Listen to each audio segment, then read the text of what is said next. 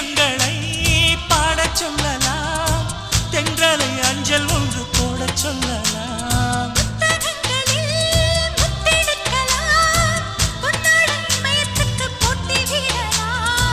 பூமிக்கு பொட்டு வைத்து பார்க்கலாம் பார்க்கலாம், பூவுக்கும் ஆடை தைத்து போடலாமா?